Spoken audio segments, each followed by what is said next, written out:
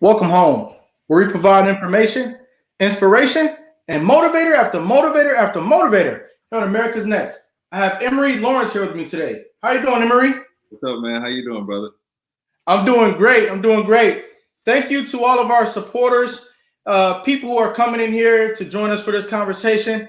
We are at episode 142, and there is absolutely no way we could be here without the folks who are tuning in, as well as our guests. Emory, where are you from? I'm from Detroit, Michigan, man. You know, Midwest. Okay.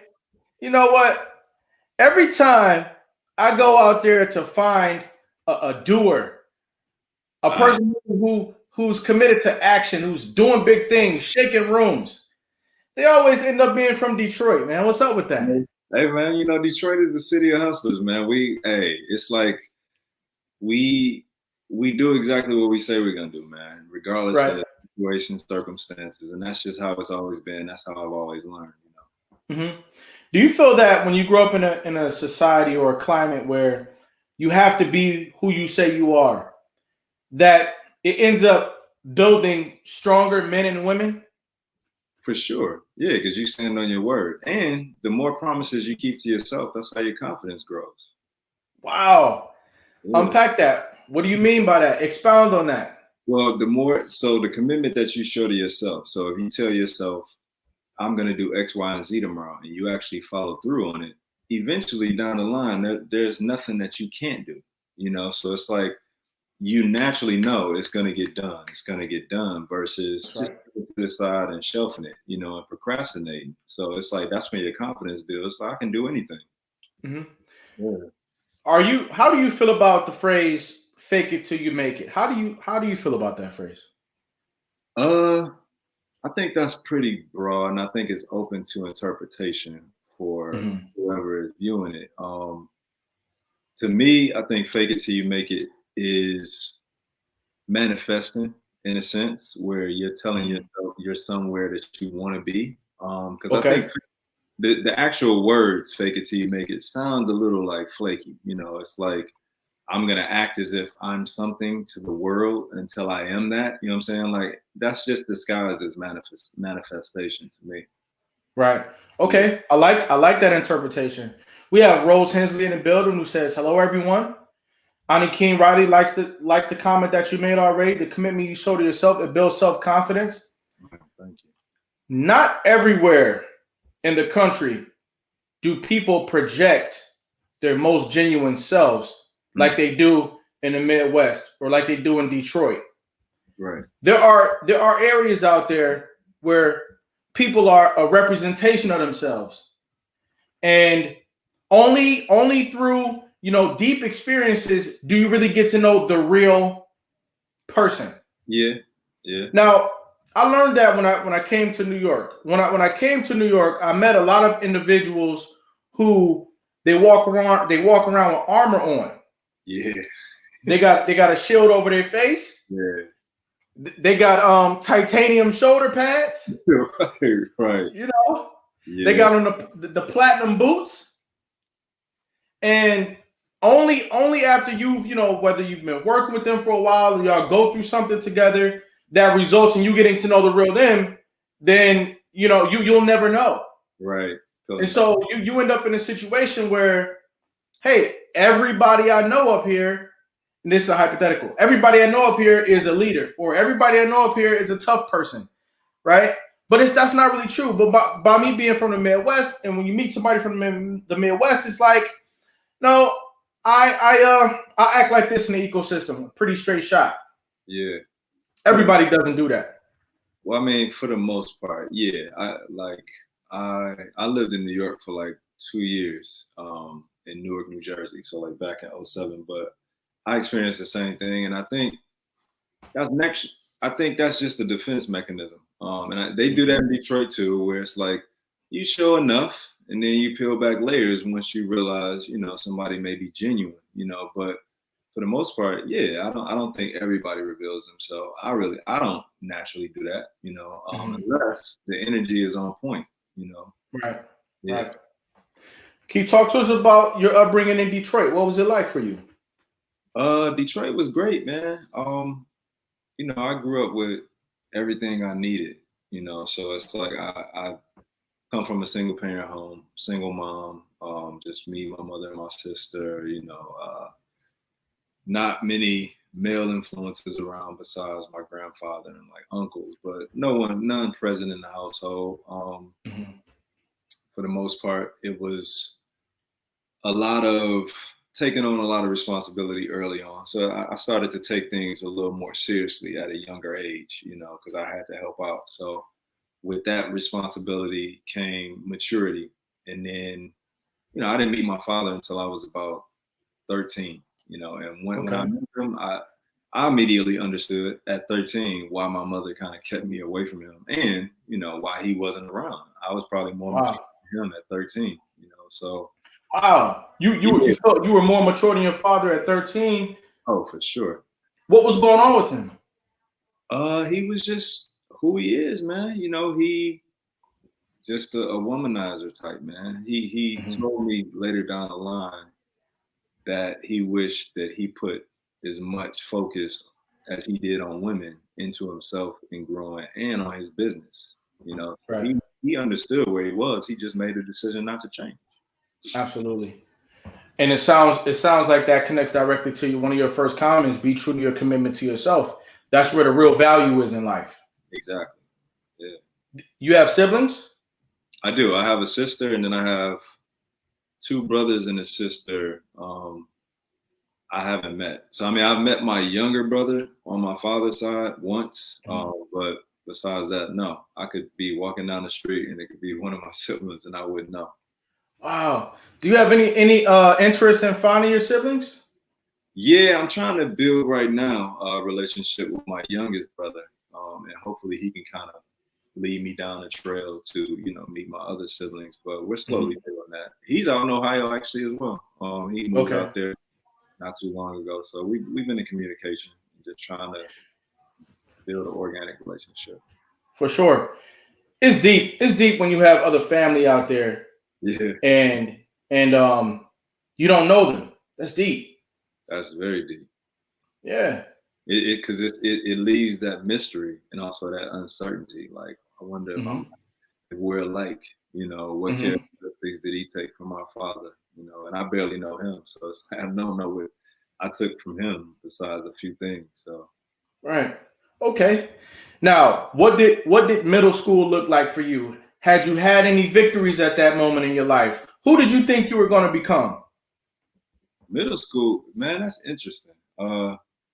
Middle school was filled with low confidence, low self esteem, and just not being so sure of myself. Uh, and that just came from the things that my mother couldn't instill in me as a man, or as a Wow. man. So there were a lot of Mhm. things that I was just unsure of myself. I would get validation or confirmation from other people on what my potential was, but I didn't see it for myself. So I mean, Mhm. yeah, that was the point in my life where I was like, I don't know what the hell I'm gonna be. Right, right, right. That's deep, man, because I definitely saw a lot of that, in middle school myself. Mm. The girls were harsh in middle school too, weren't they? Yeah, yeah, Hey, young ladies were unforgiving in middle school. very much You so. know, Yeah, we had this we had this thing that used to go around the school called a like a rate sheet. And you would just get rated, you know what I'm saying? Like on a scale from 1 to 10, where girls thought you were. And they might put like a list of boys on there and they say, oh, this person is a 5, this person's a 4, this person's a 1, and this person's an 8. The person with all the name brand clothes on was yeah, always like an 8, 9, and a 10. Everybody else, you get rated. And it was like the ongoing conversation of the day. Did you have anything like that going on? Nah, chicks are just automatically like, you too nice, or Right, it's like right, just right. brutally honest, where you just eat it, but like, all They right, say you too nice. yeah, yeah, that was what I got a lot, and back then I was short, so it's like I Right. was short and I was too nice, you know, They say you short and nice, huh? yeah, Ladies, what was going on with y'all back then, man? yo. You short and nice. I used to get weird all the time. You weird. They used to just feel like, oh, you're weird. Wow. See, Um, and now they looking at you like, wow, the husband right, type. You know what I'm saying? right. The husband type, yeah. But I think middle school is a breeding ground for building tough skin, figuring out social dynamics, learning people, Mm-hmm. learning what it means to be real, learning what it means to be your authentic self. Yeah. Middle school was also a place for me where you really have to be who you are. Don't project somebody different because we know Oh, you. We walk home next to you, yeah. you know. And so I really learned the value of authenticity in middle school. I ate a Mm, lot of candy in middle school. for The gym sure. teacher used to sell candy. Middle school for me was quite a time, man. Really? It's quite a time. Yeah. Oh yeah. Yeah. I could not Yeah. wait. Candy. We bought a lot of candy. People were buying Kool-Aid, bringing it to school, mixing the Kool-Aid with the sugar, eating it in class. You got people, class clowns, cutting class, coming to your class, cracking jokes the whole Yeah. time. Hey, middle school was a very interesting place for me. Now, what happened in high school? What did you do then? High school was more. That's where the mysterious side started to kick in, where it's like I didn't want to be recognized or acknowledged in certain ways. Like I just kind of played the background. Okay. I'm an analyzer. So in high school, that's when the analyzing like aspect of me was like fully at the surface, where it's like I would just sit back, observe, and listen. And that Mhm. was my way of learning certain things. Where I would I would be present, but I my personality wasn't at the level of knowing who I was yet. And That's that's right. I was like it. So high school for me was like middle school for you in a sense, where it was like it was Mhm. kind of fun, but then there were certain things where I was just like, yo, like I can't wait to get to the next level.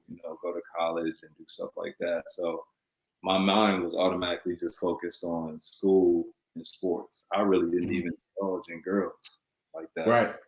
Yeah. You were pretty much introverted in a sense. Did you think that at that time in your life that having your father would have made a difference in how you felt and what you were doing?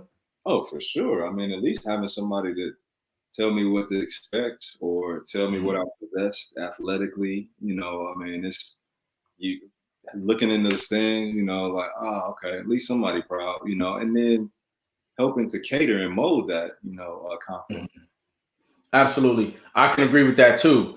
Ladies and gentlemen, fathers are very important in a Mhm. child's life. The encouragement. It seems like fathers provide some type of idea of how to move forward Yeah, that you could just tell you're missing it when you're young. You can tell. It's indeed. like, what if I had some man putting a battery in my back to do the things that, maybe he thinks I can do that I don't even think I can do. It Exactly. makes a big difference. Yeah, it does. Yeah. What sports did you choose? Basketball, football, man. We from the Midwest, so like, Right. looking back, I wish I would have played baseball. Probably still would be playing Mhm. right now, but Mhm. yeah, basketball, football, man. That's what I really focused on, and yeah, What positions? basketball, two guard, and football, play quarterback. Okay. No wrestling? We didn't even have wrestling. I went to a small high school in Detroit. Okay. Yeah, Okay. very small. Like they only had basketball and football. Right. That was it. Yeah. What were the neighborhoods like where you lived? Where I grew up, it was, I mean, drug infested. I mean, Mm-hmm. the typical. I wouldn't say super lower class. Like it was lower middle class, and as I got older, it started to drift down in the lower. Before I left. Mm-hmm. I mean, it was Things were changing. very much so, and a lot of negative influences. And even as a kid, I'm sure you can attest to this. You're in high school, you can almost see the path that certain cats were choosing because you would Mm-hmm. become more and more distant. So it's like I'm on sports, mom's on my head daily, get your grades, and that's what I focused on. Right. And I saw other friends kind of like, testing the waters. And That's right. yeah. So I mean there were a lot of influences, not too many positive ones. What were your conversations like with your mother during that time? Y'all must have had some powerful conversations. It's interesting because we really didn't. I I was more so a little rebellious and also kind of taking on that role. Like, well, if I got all this responsibility around here, and like I'm not Mm-hmm. like the man of the house, I'll hold my Mm-hmm. own. And my mother's view of the world was more so like, let's just get it done. We don't have to showcase that much emotion. So it's like I know this is Wow. going on around us. Let's ignore it though. And I was more so Mm-hmm. like, well, can you give me an explanation on what's happening? So our views, she was more black and white. I was more like creative and explorative, as far as, Mm-hmm. well, I want to try and understand my environment, Mm-hmm. and that pretty much turned into us. Yeah, it was more like dictator, small country, So I Right. didn't agree with a lot of her decisions. High school, I wish she would have sent me to a better school, with a better sports Mm-hmm. program, So it was like there was a lot of stuff that she just didn't know. She was just trying to do the best that she could with a man. Right. Yeah. And it sounds like y'all both were intelligent people Yeah. because your mother is thinking about the outcome and Oh, staying focused. bigger You picture. know, yeah, Yeah. the bigger picture, and you're focused on pretty much being a young man. You know, I want to And I want to understand what's going on in my neighborhood so I can be confident here. So I'm trying to figure out how to establish my own territory. You exactly. And know, identity. Yeah. Yeah. yeah. So what did that translate into for you as a young man? Did you start going to the movies or going to the bowling alley? What did you decide to do for fun? In high school, Yeah. all I did was hoop, man. Wow. Okay. I Yeah. got you. Every day, Okay. every day. After school, yeah, work a little job, go hoop. That was Right. when I tell you my focus was laser, literally on academics and sports. That's it. I didn't get into much trouble. Mhm. Yeah. If you could have added something else to your regimen, now looking back on that period of time, what would it have been? Probably exploring other things than college, to be honest. Okay. Yeah. Like what? Different business startup ideas, tapping in more creatively because I always knew I possessed it, but I didn't know how to Hmm. tap in because there weren't others around me like that. So Hmm. uh, having more confidence to literally just dive in and be a doer, pretty much. Do you see yourself as someone who could have started a business and probably been successful, even without even going to school? Indeed, indeed, Wow. yeah, for sure. Because the mentality I always had was like, well, why can't it be done? Hmm. But if you have certain borders around you and you have certain guidance where it's like, don't waste your time on that. Just worry about going to college. It's like, all right. Right. Yeah. I think you make a good point though. Start a business. Hmm. It doesn't take too much to start a business. It can be done, and we're living in an environment that's changing. Our world is changing. We've got to get into a position of commerce much faster than we used to. Exactly. There's only two jobs in the world. You're either a salesman or you're working for a salesman. We need to become salesmen way earlier in life. I think you make a good point because You got to start the process of learning business early. Indeed. That way you can have your failures early. How great would it be if you could start a business and that business fails, but you still living at home with your parents? Exactly. And you know what to do differently the next time. Yeah. Exactly. You start learning about different things. There's a lot to learn when you want to get into a business. And if we could start learning those things early, then I think we will be getting a little bit further in the grand scheme of things, for sure. What type of business would you have started? I'm not even sure, man. I just know I would have liked to operate, whether it was some type of service. So I mean,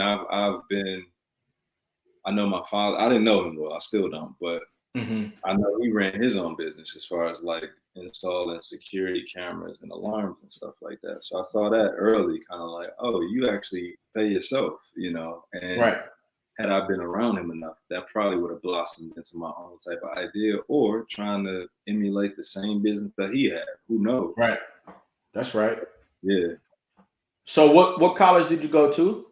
I went to Michigan State. Oh, here we go with this. Look, listen, y'all got something wrong with Michigan. Y'all got something wrong with U of M, not MSU. We both hate U of M equally. Oh, really? Okay. All right. Yeah. Now we're talking. Okay. Yeah. What was MSU? What was MSU like for you? MSU socially built my confidence. That's where I started to come to my own, and I started to realize who I was. Academically, not so much. All I did was party, because I didn't do any of that in high school. So I lost my mind when I got up there. So social blossoming, that's what took place up there, and meeting some lifelong friends and learning lessons. Talk to us a little bit about how college broadened your world and raised your self-esteem and grew your confidence. Talk about that as a means of communicating to young people right now who might not be so sure about college. They might not know, what's in it for them. Can you talk a little bit about what it did for you? Well, for me, it helped me come out of that shell. It was almost like a moment of clarity and also comfortability. So when you get on that college campus, you start to analyze everything and everyone around you, and you're like, yo, like, this is where I should have been. You know what I mean? Like you're looking back at high school and you're like, I knew there was something different. You know what I'm saying? Like, now I'm around like-minded individuals and this feels natural. It feels comfortable. So that's how my self-esteem and confidence grew, because it's like, oh, all right, cool. Like this not the city anymore. This is a campus full of different races, 50,000 people, and we got our own little world of our own. So I like that. Yeah, and just to be able to explore, that's what that opened the doors to. Like, all right, I'm gonna try that today. I'm gonna try that. I'm gonna try this. I'm gonna talk to that person. I don't know them. And that really brought my perspective of like, everybody is 6 degrees apart. Right. Yeah, I think that's a great analysis. You get to a place where it's like, oh, somewhere in the world, people do get it. I want to be in a nice, safe environment with other talented, intelligent people. People taller, shorter, smarter, funnier. You name it. Those people are on college campuses, and so you're like, oh wow, now I feel like I belong someplace, and now I can grow. Did anything stick with you after you left college that you'd like to pass along today? One of the main things is being cognizant of who you're around and aware of the activity that other people are doing that could also suck you into it without having any involvement. So really being aware of your surroundings fully in association. That's right. Charles Barber's in the building. He said, my bro, put him in the next Bad Boys movie. See, Barber, what up, boy? Hey, listen, when are y'all going to drop in the chat that he looks like Will Smith? Y'all know how y'all do with actors. This man is an actor, by the way. We're talking to Emory Lawrence. We're going to get to the fact that he's an actor. He's done several projects, and he's got several projects in the works. So, go ahead and drop y'all's comments. Oh, you look like Ghost. You know how y'all do. Every brown skinned guy with a beard, he looks like them. So go ahead and drop something like that in the comments. And yeah, let's rock and roll. Yolanda Riley says hello as well. Hey. Oh, yeah, so let's move into that. Who have people told you that you look like? Let's go. I used to get, back in the day, Reggie Miller, Jimmy King. Definitely look like Reggie Miller a little bit. I can see that. Reggie Miller, Jimmy King, that played for U of M. Will Smith. Not lately. I look like the dude Lawrence off of Insecure. And I'm like, okay. I mean, yeah. yeah. So I'll be getting that late. When did you decide that you wanted to get into acting? 05. Okay. Yeah. What was your first project? Small play in Detroit, stage play.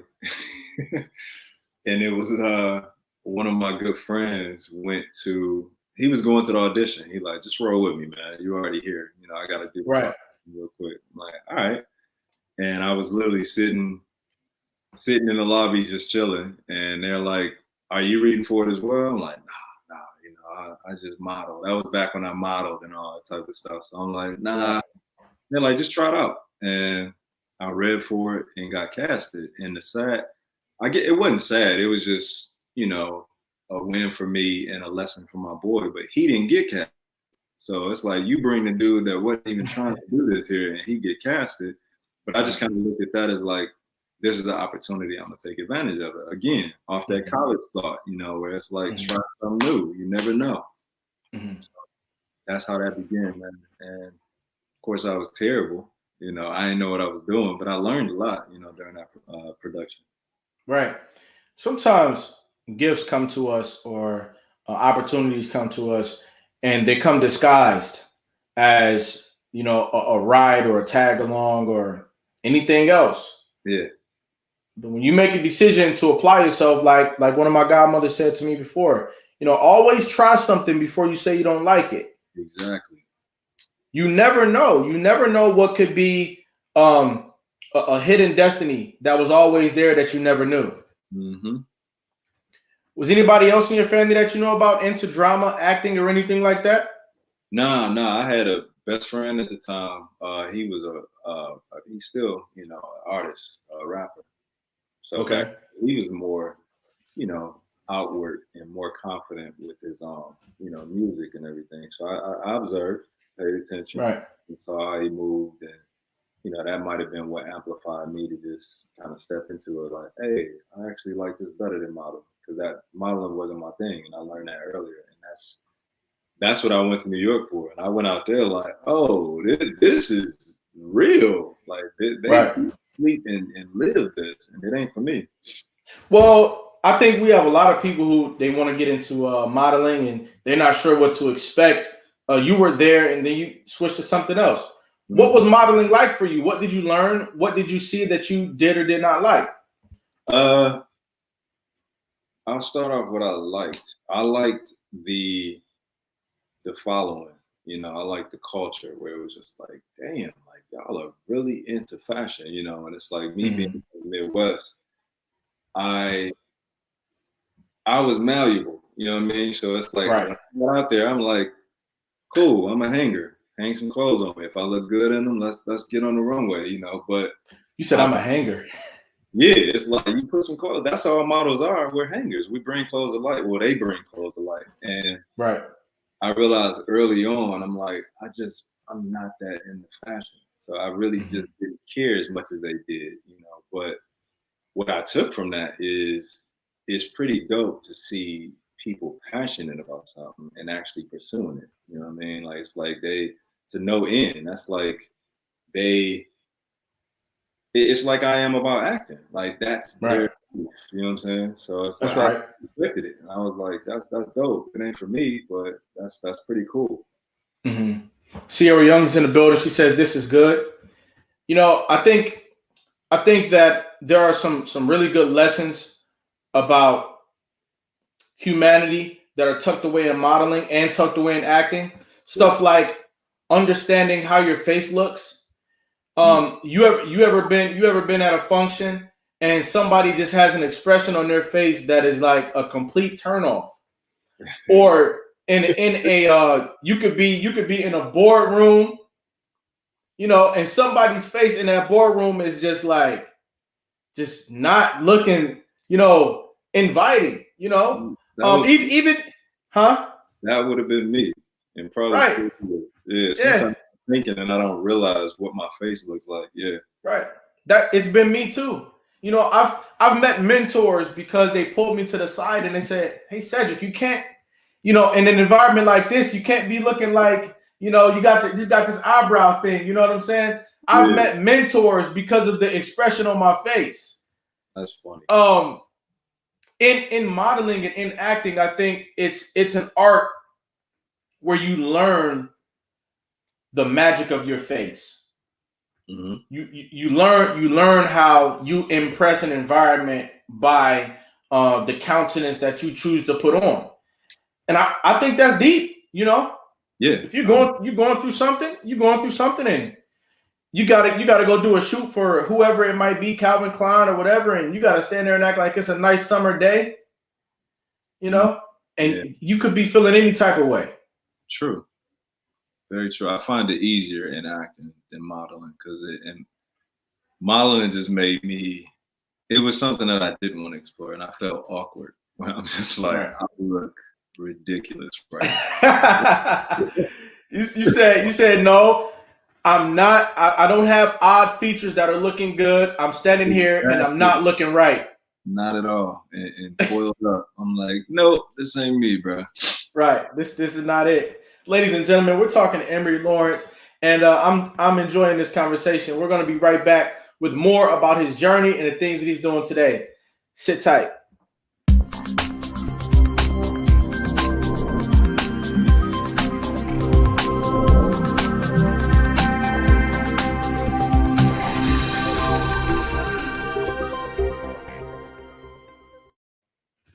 America's Next Motivator.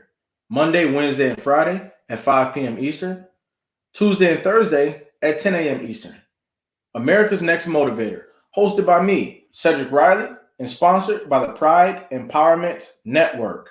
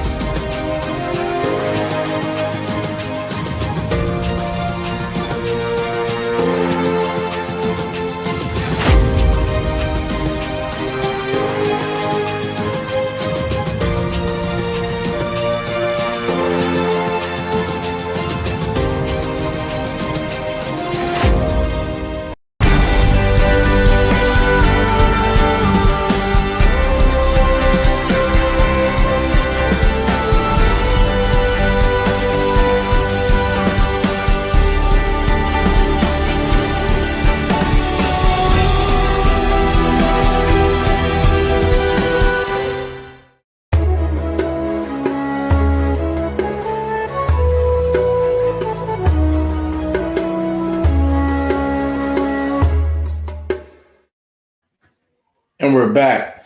Ladies and gentlemen, I'd like for you to like us on YouTube, subscribe to us on YouTube, locate our TV show page on Facebook, America's Next Motivator, and continue to help us build this community. We're building something, and we're building it with you. We're back now with Emory Lawrence. How you feeling out there, Emory? I'm good, man. How about you, bro? I'm doing good, man. I'm doing good. So now you go out and you do your first play, and you feel like I'm Denzel now. Hell no. I ain't feel like that.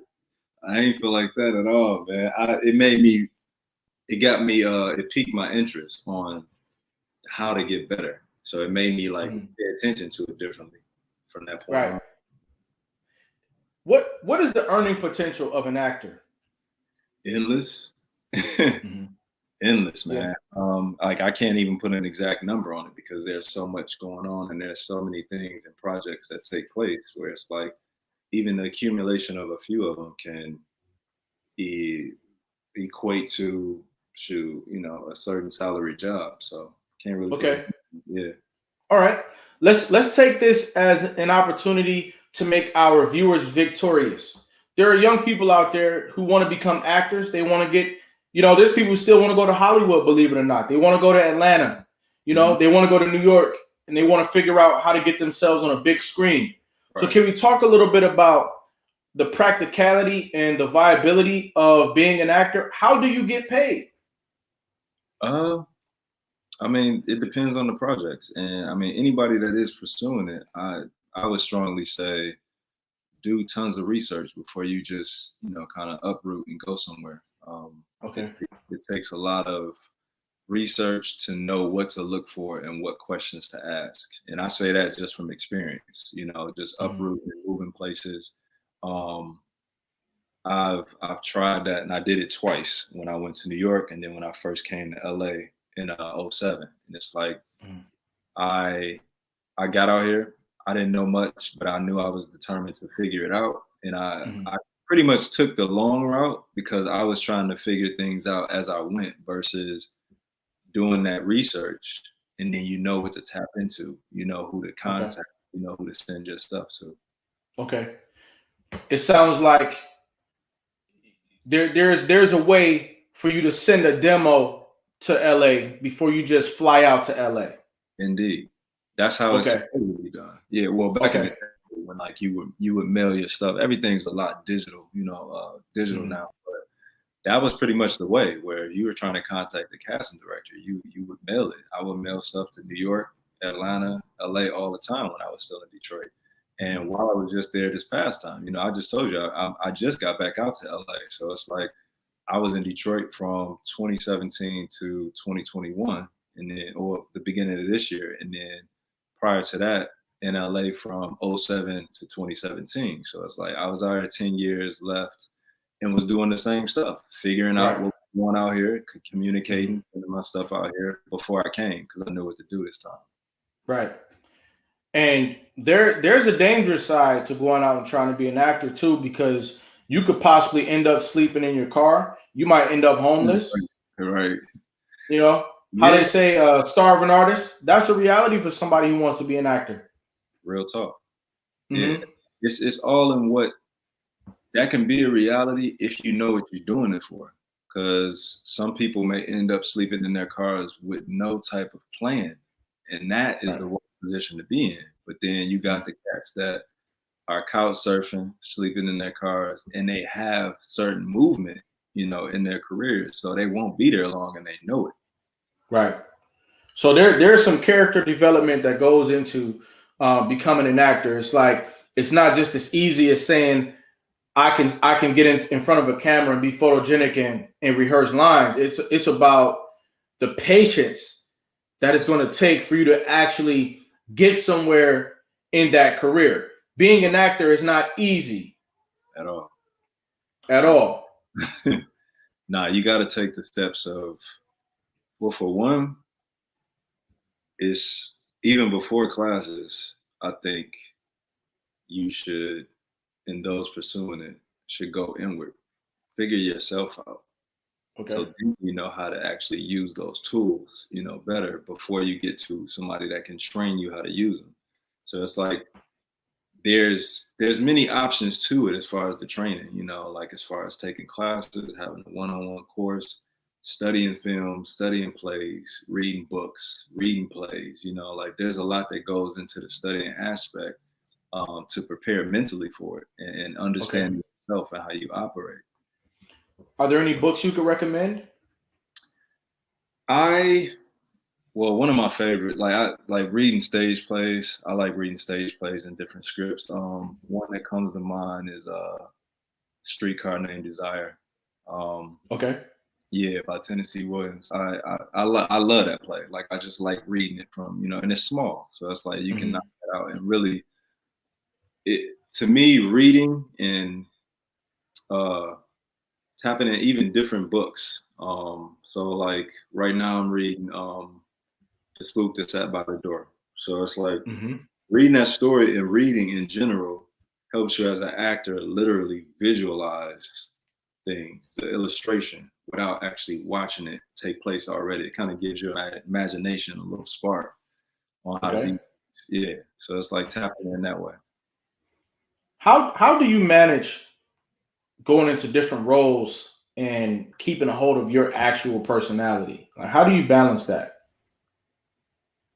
See, the beauty that I'm starting to learn is that with each of these characters, there's something inside of you that's associated with that. So I think we all kind of present ourselves within these characters with a piece of ourselves as well. So it's like there's Mm-hmm. stuff in there that you display through a character that is you. You know what I'm saying? It's like, Mm-hmm. but if you, I know what you're talking about as far as like stepping outside yourself and then coming back to reality. Yeah, I think Mm-hmm. for me it's just a pretty natural thing. I think Okay. for myself only. Just being able to kind of go there and then come back, but also still learning while you're out there. Right. In this character, it's like, oh snap, like I didn't really know I had that in me. It's just discoveries. That's all it is. So you go different places in your mind. You learn how to walk around in your mind to different Indeed. areas. Yep. Wow. And control emotions and really Mm-hmm. take control of yourself. I mean, as an actor, we're vessels. We're a temple. So it's like Right. you're literally. I like to look at it like uh I can't think of the cat's name, but Iron Man. It's like Okay. imagine yourself in that Iron Man suit and Mm-hmm. you operate and maneuver in different ways. You control it, but it's presented differently in that suit. Right. Is there any historical conversations about acting as a form of magic? It can be. I mean, it is magical to Mm-hmm. see what can come from different actors in association and exchanging energy. That Mm-hmm. can be magical, where it's like you impact and impinge everybody around you. Like I feel Right. like it is magical. Yeah. Right. Side note as well, that could be seen as a form of alchemy when when the way that I'm acting based on the play or the script is stimulating the other people around me in different ways, and now you got different endorphins going out of different people because of how we're all engaging. Yeah. That could also be seen as a different form of alchemy. I'm weird like that though. I connect dots That's that cool. way, That's and interesting. I'm always looking to expound on things. Yeah. No, that's pretty interesting the way you just put that. I believe that. I believe that. Hmm. Yeah. That vibration. Yeah, yes, different vibrations. If you could work with any actor or create any project, what would it be? Um, you mean like futuristically, like as far Mm-hmm. as like some dreamless type stuff? Mm-hmm. Of course, I would love to work with Will Smith. Definitely would love to, be around him and kind of absorb that energy and create some organically that kind of speaks along the lines of like some type of mentorship type of thing, like some type of example being led, for people that Mm-hmm. are watching, of a certain genre, whether it's to focus on young men and boys and stuff like that. Mm-hmm. And besides that, man, well, not besides that, there's plenty that I would love to work with. And Russell Crowe, like literally Yeah. creating some type of a beautiful mind type of scenario, like Right. tapping into mental health, Mm-hmm. you know. Mm-hmm. Mm-hmm. Sierra Young says acting is definitely magical. Not all have the ability to tap into and alter emotions on cue, which is powerful, and Yeah, I definitely agree with that. that's But in true America's Next Motivator style, I want people to see that our guest gets busy out there. So I went out there and I found a video of you, and I'm gonna play. I'm gonna play a little clip. Ladies and gentlemen, feel free to drop a comment in the chat based on the talent that we're getting ready to see from Emory. Let's go. what you got. Oh, Let's be cautiously ruminate on this for a moment as I proceed on this excursus of a quintessential observation of your attempt at macadamizing the special day with inferiority ab initio. I do not intend to obfuscate you in a portmanteau of topsy-turvydom, but I only wish to deliver this oration about a quality lager beer that leaves your palate eternally coruscating. I would rather suggest to felicitate the beers in the audacious presence of the lager that owned this peerless taste over 4 decades of flawlessness. What more can I say? Hart is a quality lager, triple filtered to perfection for over 40 years of brewing excellence. Raise it up. Hart Premium Lager. Okay, so that was obviously a commercial. What was that like? He was hey, hey, he was saying a lot to you, man. Bruh, that it's funny you chose that. That was in South Africa, man. I lived out there I was out there almost 6 months, like 5 years ago. So living out there, and that dude was a real Nigerian politician. So that was his thing. Like he always spoke like that and used huge words where he would have the entire audience confused. But now that experience was dope. That experience was dope because it opened up my mind to like, yo, like they're doing this all around the world. You know what I mean? Like and just in the Nigerian market, because that was for a Nigerian beer. So I got chose because they said I looked Nigerian, and I do have, roots from that. So it was just crazy to see those dots connected. But that experience on set, it's like talking to everybody there, they want to come over here. Really? Yeah, but the crazy thing is Americans don't necessarily look at that as like a place to flourish at, and it is. It's crazy. Explain. You say Africa is a place to flourish. What do you mean by that?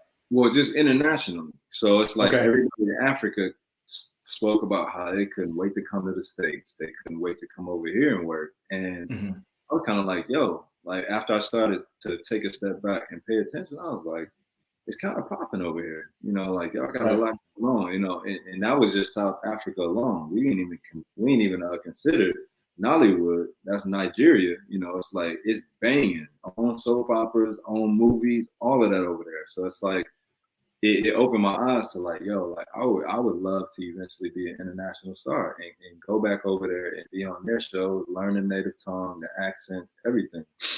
Right. Wow. How do you feel about different people from different countries playing in movies? For instance, like if a movie is about an American character, right? Let's say Batman is usually an American character, and they bring somebody from South Africa or any other country to play Batman.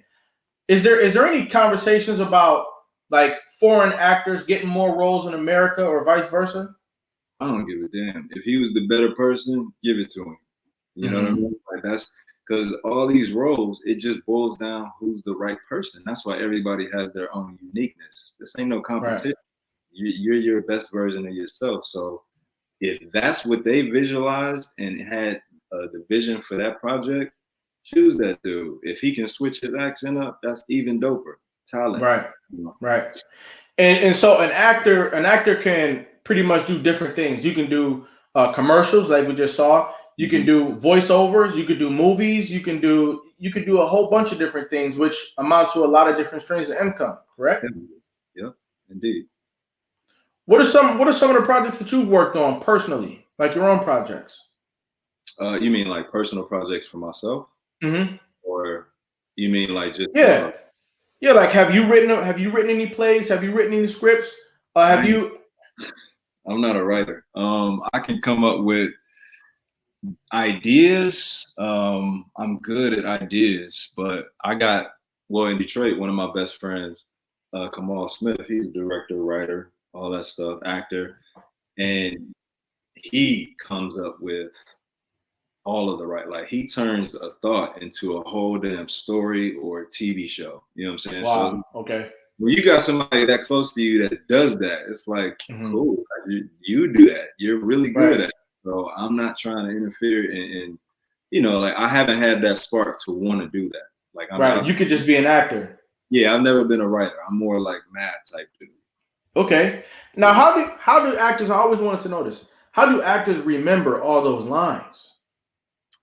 I'll speak for myself. You connect with them, so it's like you understand and feel the meaning behind those words, and you want to bring that to life. Like I've never, like, starting out, it used to be a problem for me to memorize a lot of stuff because I read slow. So it's like I read slowly all the time, and I digest words, paragraphs, all that stuff slowly. But as I started to get better at it and read more, it helped me, like I said earlier, tap into that imagination where it's like, as you're reading it, you're visualizing exactly what's taking place, and then you carry it out, in the scenes. It's just easier for me to, hold on to all that because I know the true meaning behind what my character is saying. Right. Now, do you do anything to decompress after you get done portraying a role? Do you do anything to sort of, get recentered or re-anchored after the project? Yeah, meditation and just a lot of just chill time and watching somebody else. So like a lot of movies, stuff like that. Okay. What's your regimen like? Do you eat a certain way? Do you gain weight, lose weight for different projects? I wish I could gain a lot of weight. Nah, it's more of, I haven't gotten to that point where I have to take a drastic change in my appearance, besides hair and all that type of stuff. But I'm prepared to do that. Yes, once that comes, those opportunities do come. But for the most part now, it's like my stature is usually what fits the characters that I take on. Right. Okay. Oh yeah. Do you have any favorite type of role that you would like to play? I notice some actors out there, they tend to play similar roles. Like when you see them, it's almost like they favor a certain type of character in the movies that they choose. Do you have a preference? I'm learning my lane. Okay. Usually like fireman, police officer, lawyer, doctor, detective, some clean cut. And I'm learning to kind of navigate, that lane right now. Cause it's like, of course there are bigger roles I would love to take. I want to play the psycho. I want to play the manipulative, like narcissist, but in the time being, when you learn your lane, it's like, it's easier to kind of navigate into those type of roles. But I think there has to be a lot of foundation built, to get to that point where it's like, oh shit, I can see him in that role now. You know what I mean? Right. Okay. And now, what would you say are your top 5 movies of all time? Top 5. Is that enough? Do you need to go top 10? Nah, I got what? See that I have too many. Top 5 in no particular order. Nah, put an order on it, man. Offend somebody. Offend these guys. I can't, man. One of my number one favorite movies is Rudy. Okay. You ever saw it? Yeah, it's a football movie, right? Yeah. Yeah. Rudy, Cinderella Man, Goodfellas, The Wash. You ever The Wash? Yeah. The Wash was a classic. A classic. Yeah. Tons, man. Yeah, no particular order. Yeah, there's many more, but yeah, those are the movies that literally, if they come on, I'm like, all right, I gotta watch it. Right. Wow. Hey guys out there, drop some of your favorite movies in the chat. Let's see what you guys think. Oh, Deborah Gibson is in the building. She says, "Hey son, doing great." Oh, hey man. Yeah. What are some of your favorite movies out there? Let me see. My favorite movies, I like Do the Right Thing by Spike Lee. That's one of my favorite movies of all time. I like Bamboozled by Spike Lee. That's kind of, it's funny. There was still a message in the movie, but I like that movie too. I thought that Denzel's movie, The Equalizer, was an incredible movie. The Equalizer 1 and 2 were both great movies. I've seen them both. Yeah, those were dope. I love those movies. I like all types of movies, man. I love on a Friday night to find a movie I've never seen before. Yeah. And find me some sherbet or something like that. And yeah, I'm a man of a certain age now. And sit back and watch a good movie, man. Yeah. That's my thing. Yeah. That's What's next for you? Would you say? I said that's everybody's thing. Can't nobody go no damn where. Right. Exactly. Yeah. How has the pandemic impacted your perspective as an actor? 2020 was one of the best years of my life. Honestly, it opened my eyes to a lot, and it helped me grow in different ways, man. So I really don't have much bad, anything bad to really say about it besides, people losing their lives and people losing their loved ones. That's unfortunate. But for me, just that was one of the best years to really open my eyes and help me tap in more and really hone in on my craft and tune in, to myself and figure out, and have good conversation with my higher self. Sure. Now we've got about 30 seconds left in the show. We're rounding third base here. I had a great time talking to you today and really exploring, your journey. First question, what is survival to you? Survival instincts. What is success to you? Success is whatever you view success as. Okay. And what is greatness to you? Greatness is within. Everybody possesses it. It's all about tapping in. Ladies and gentlemen, get your crown emojis ready. I want to let you know, Emory, that I've listened to your story today. You represent people out there in the world who want to follow their dreams. You are a voice for people who wish they could be doing what you're doing. So I want to encourage you to keep your head high, continue to do great things out there, and we're going to be looking for you on the big screen. I want to give you I want to give you your respect today while you're still here to receive it. And I also want to give you your crown today as well. Ladies and gentlemen, drop the crown emojis in the chat for Emory because we are letting you know and letting the world know that you, Emory Lawrence, are America's next motivator. My God, I appreciate you, man. Thank you. Absolutely. Absolutely. You got plenty of crowns coming into the building.